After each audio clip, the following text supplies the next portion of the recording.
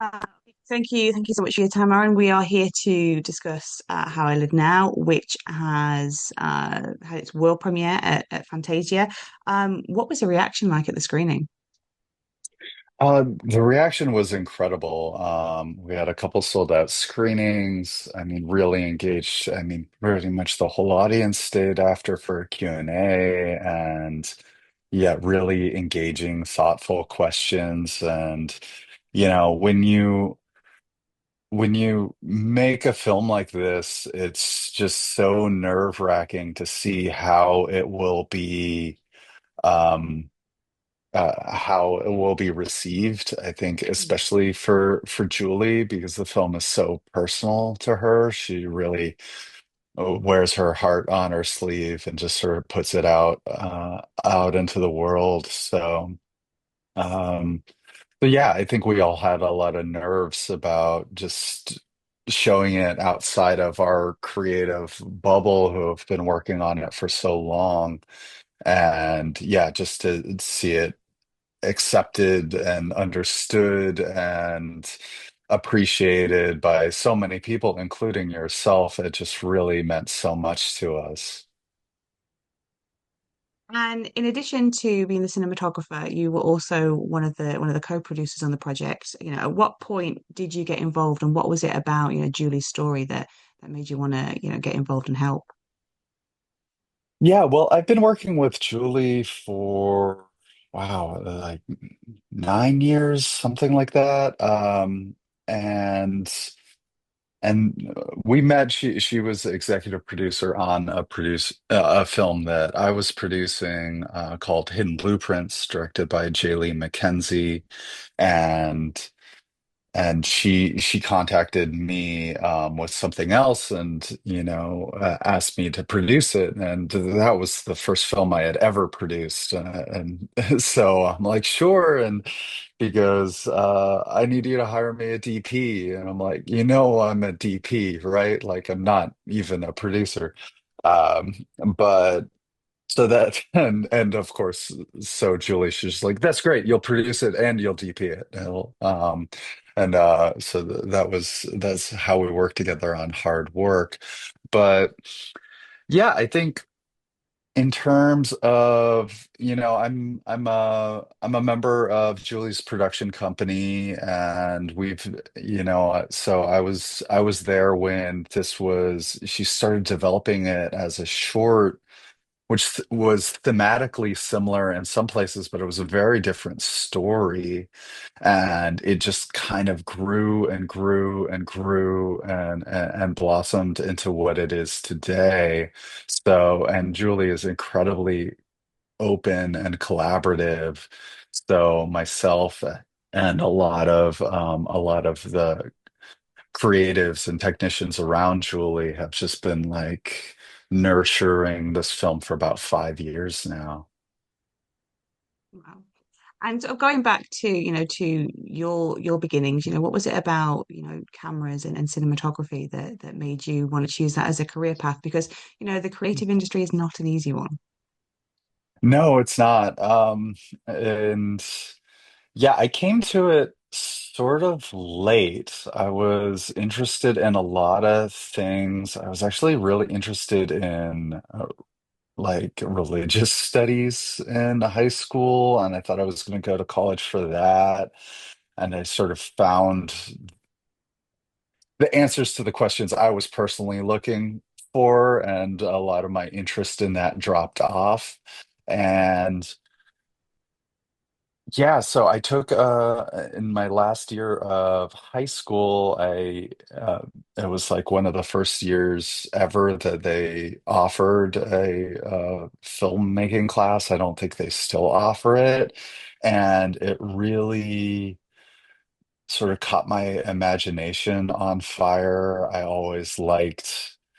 I can't do the same thing every day. It doesn't maintain my interest. So film was kind of perfect for me because it's always different. There are always challenges.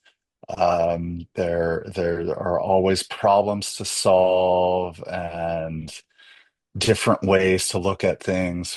You're working with different people. So I really, and I would listen to Werner Herzog and read Rebel Without a Crew, Robert Rodriguez's book, and sort of demystified it to me because I think a lot of filmmakers are like, oh, I'm the only one who can do this, or so so I'm really grateful to um, filmmakers like that who really are unpretentious about it and made, a kid in a small country town believe that he could be in the film industry.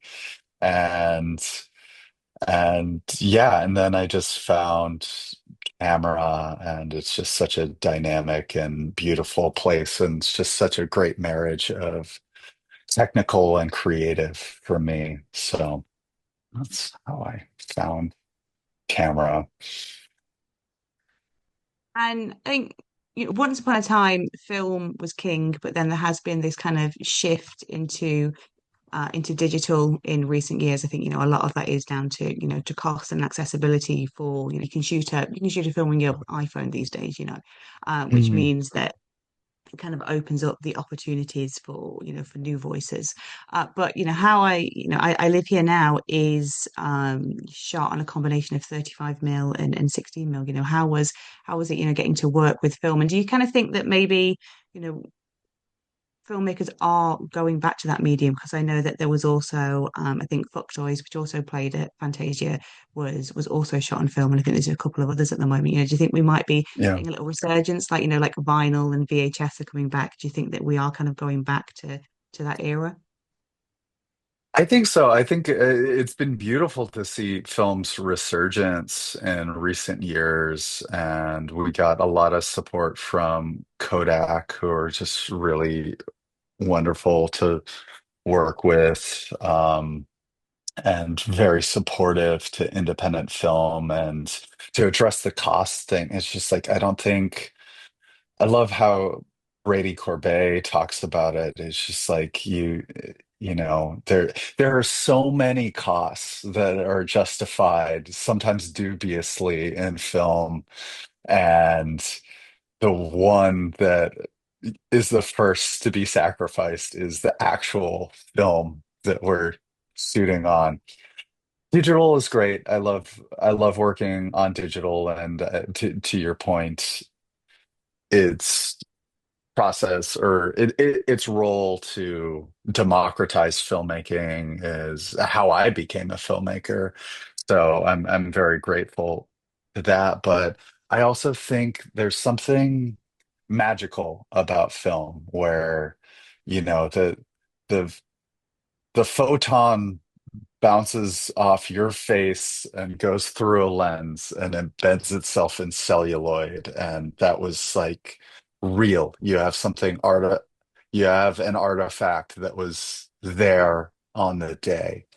And I think that's important. And I think doing things for real is important. And I think at least what I tell myself, maybe it's naive, but in this time of AI and all of these fears about what the future for creatives is, I do see a pushback from audiences that want to know something was really done by real people. And I think film is a huge confirmation of that desire. And what, did it raise any sort of challenges when it is, sort of a lower budget indie project, and you're shooting on 35 mil and 16 mil? I mean, you like were Lucy and Madeline, I know that, they've, Madeline especially has done like more TV work and that. I mean, that must have been a learning process for them, because obviously digital you can do take and take and take and take, but film, you're gonna run out of film if you go down that route. Yeah, I mean, I think a huge advantage is Julie is such an incredibly visual director, and she really knows what she wants. And I think that's one of the best parts of working on film is it really rewards intention Mm. and it punishes indecision. So I think honestly, like again, like hard drives are expensive, cameras, digital media is expensive. So I think in a lot of ways, if you're very intentional and you have creative clarity and you've budgeted your time wisely, film is very equivalent to the costs of shooting digital. But if your expectation is to do take and take and take and figure it all out in the edit, then yeah, I don't know if film is necessarily the right choice. Or if you can afford that, then God bless you. But yeah, I think sorry, could you ask the question or restate the question? I got It's lost. just when, like, what, the Mhm. experience was like, on set, Mhm. particularly, I guess, with the actors, because I think obviously Oh yeah. a lot of actors these days are used to working in Oh digital. So, yeah. Yeah, I find a lot of actors really appreciate it because I think film is one of the only ways of shooting where everyone is trying to get it on take one. And I think that's really lost. I think with some productions, your dolly grip might tune in around take three, but the actor already gave everything on takes one and two, and then the focus kind of figures it out on take five, and then and that couldn't be less true for our experience on I Live Here Now. We everybody we would rehearse and everybody was really pulling towards the same goal on take one. So I think I can't speak for our actors, but I think they did a phenomenal job. And um, if there was any hesitance around shooting on film, I certainly didn't notice it. It's a lot like theater, I think. You really just can be in the moment. There's actually a few scenes in the movie where we just loaded an 11-minute magazine and just let it run. And they weren't scenes that were ever meant to play as a one shot. Of course, we get into the edit and Julie's looking at it and just like, what if we did? They're beautiful performances. The last scene in the movie, the scene where Rose is reflecting on her experiences with her notebook. We ran an 11-minute take, and it tells a whole story. And of course, ultimately, it gets cut up. But like those are some of the most powerful experiences I've ever had as a DP. My brilliant camera operator, who's an incredible DP in her own right, Thais Castrali, was in tears after the take. We really would just feel so connected, and yeah, I think yeah. So we would just let a moment be true and all share in that and ultimately trust our incredible editors Raghav and Matthias to uh to to mold that into the storyline. But And the yeah, film has it's this. Okay, sorry. Um, sorry, go ahead. the film has this wonderful sort of like dreamlike, almost like fairy tale, quality to it. I was wondering if Mhm. you just sort of talk a little bit about, the intentions, for the look and feel of the film. Yeah, I'm so happy you said that. I think fairy tale is such a great term for that, for a lot of the mood we were trying to evoke. Yeah, it's so interesting creating something so metaphorical and symbolic. And I think Julie always had a very clear vision of what the film was and what the film was about and what the symbolism meant, and just really trusted her department heads to bring, the film is about trauma and healing at the end of the day, and she had very specific ideas of that, but she also let all of her collaborators bring their own story and their own work. I know that, she has a great philosophy of constructing things like 95% of the way there, but then like not being afraid to let it change and yield and be malleable. So I know when Lucy Fry signed on to play Rose, there was a lot of development, and Hannah Rawson and Lucy Butler, our production designers, brought so much of themselves, and on and on and on. But yeah, I think we really wanted to create something adjacent to reality, and so many, like in fairy tales,